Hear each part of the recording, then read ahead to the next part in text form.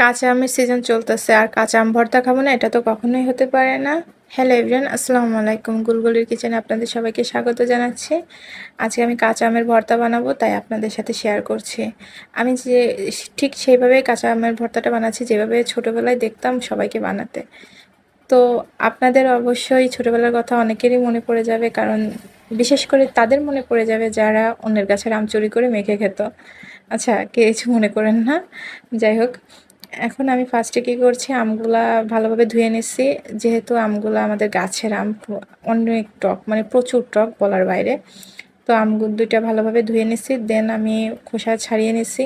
আগে তো দেখতাম কি আম্মুদের বটি দিয়ে খোসা ছাড়াতো, এখন অবশ্য ওইভাবে ছাড়ানো হয় না, আর আমিও বটি দিয়ে খুব ভালোভাবে খোসা ছাড়াতে পারি না। তো আমি পিলার দিয়ে ছাড়িয়ে নিলাম, তারপর ভালোভাবে ধুয়ে নিলাম। তারপর এই যে গ্রেট করে নিচ্ছি সুন্দর করে। মানে আমি এখন এডিট করতেছি, আমার মানে দেখেই খেতে ইচ্ছা করতেছে। মানে কি বলবো, আসলে কাঁচা আম একটা লোভনীয় জিনিস। আমার মনে হয় ছোট বড় ছেলে মেয়ে সবাই কম বেশি লাইক করে কাঁচা আমের ভর্তাটা। আর যদি এইভাবে মানে মরিচ, পোড়ানো মরিচ দিয়ে আর কি মাখানো হয়, তাহলে তো আরও ভালো লাগে।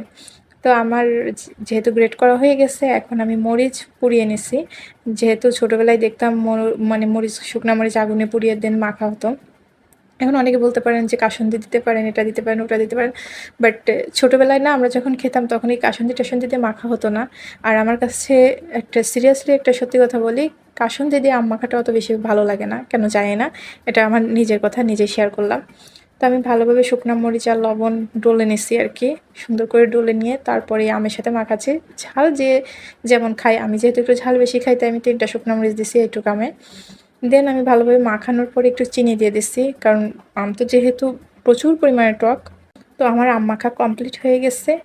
আর আমার আম মাখা দেখে কার কার খেতে ইচ্ছা করছে অবশ্যই কমেন্ট করবেন, আর জানাবেন আপনারা কে কীভাবে আম মাখা মানে আম ভর্তাটা করেন। তো সবাই ভালো থাকবেন, সুস্থ থাকবেন। ভালো লাগলে আমার ভিডিওতে একটা লাইক কমেন্ট করে যাবেন, আর ফলো দিয়ে পাশে থাকবেন। সবাইকে আল্লাহ হাফেজ।